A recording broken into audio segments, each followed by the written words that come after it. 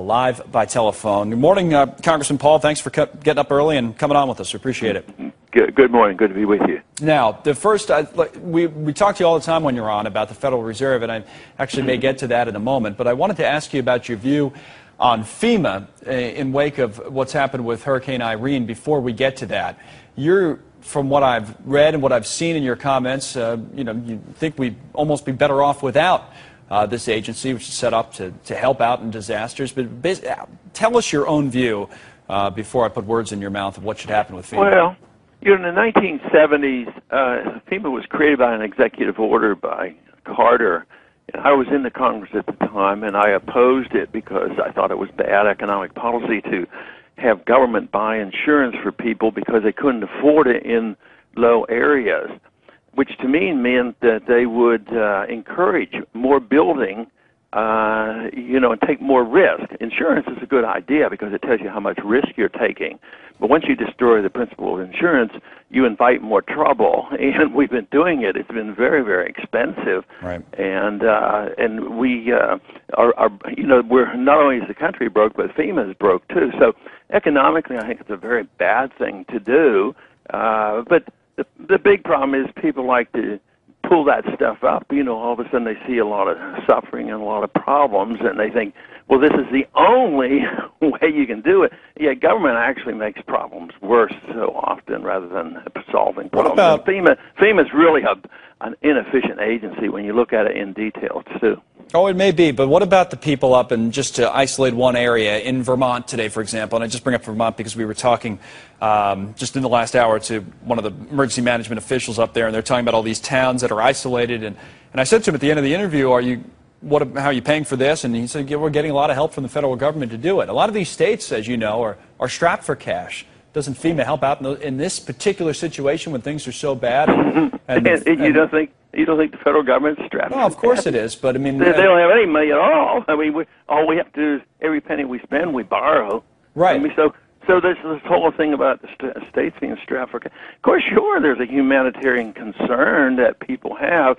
Matter of fact, I've been very open to taking care of these problems, even though in principle I think it was in the wrong direction, because I live on the coast and we have hurricanes here and they're in my district, but I've had this position all along, and yet the position really is a very popular position because the people get so disgusted with FEMA. I've had more complaints about FEMA than all the other agencies of government put together. No, I certainly I can understand it from an ideological point of view, but you're saying in these situations we have to help the people.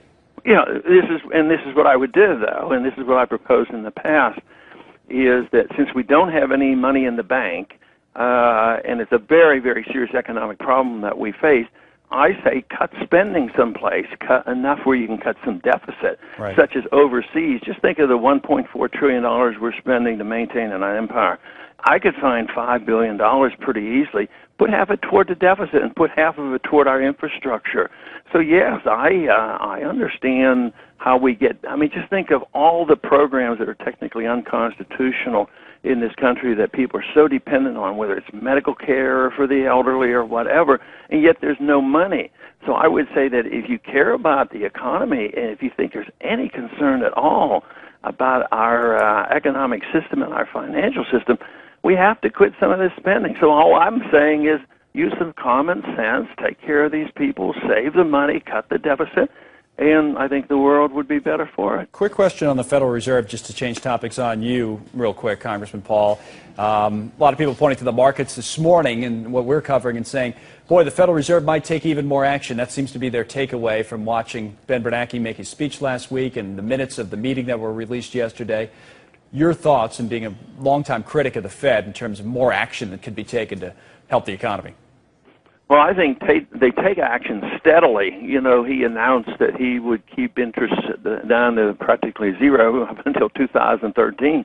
Well, that's major action. Right. And but he doesn't call it a QE. But in a way, it is. How do you keep interest rates down that low? You have to steadily buy debt. He's guaranteed that there will be no relinquishing on his efforts to continue the monetization of debt. So that's how we got into trouble. Even when even when Greenspan was in, it was said that he kept interest rates too low too long. Well, that was in a way a quantitative easing. That's all the Fed can do. They do it with they do it steadily. That's the only tool that they have. And at times they have surges in their buying of debt and injecting more money. But the problems are always there. It's always cover up, and that is the problem.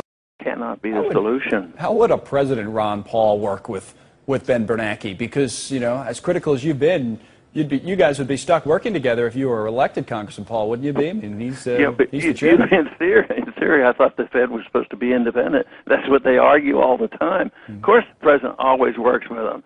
I mean, and it isn't Bernanke himself that is the problem. It is the system. It's the system that you have no restraints on monetary authority, which means you have no restraints on spending, because the Congress does not have to be responsible. So in a way, Bernanke was somewhat correct the other day. He says, I've thrown up my hands. I can't do anything more. It's all up to the Congress. But he could do a lot more. Congress should quit spending, and then they don't put the pressure on the Fed to monetize.